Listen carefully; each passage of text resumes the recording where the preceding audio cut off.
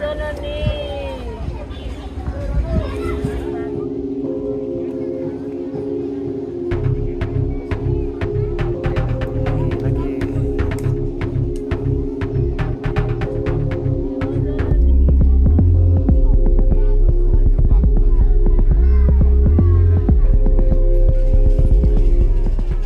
বিশ্বকাপ খেলা হয়েছে গতকালকে, সে খেলা দেখছে।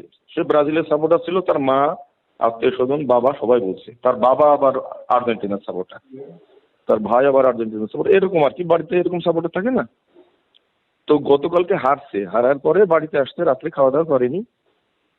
খাওয়া দাওয়া না করার পরে ওই দুপুরের দিকে ঘুমাইছে। তার শাশুড়ি আসছিল ওই লাকড়ি রাখার জন্য এই বাড়িতে। দরজা খুলতে বলে, তখন আর খোলে না।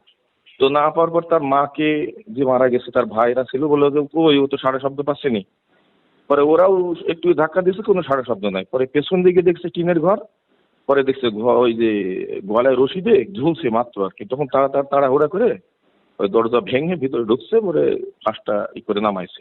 তার স্ত্রী, তার শ্বশুর শাশুড়ি সবাইকে জিজ্ঞাসা করলাম।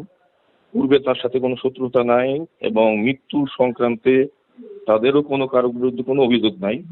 তাদের ধারণা, তাদের মা এবং বাবা এবং তাদের আত্মীয় স্বজনের ধারণা, সে ওই যে ব্রাজিলের সাপোর্ট করতো, হেরে গেছে, মানসিক দিক থেকে একটা বিকারগ্রস্ত হয়ে মানসিক চিন্তা চেতনা নিয়ে সে এই ধরনের আত্মহত্যামূলক ঘটনা ঘটাইছে বলে তাদের ধারণা।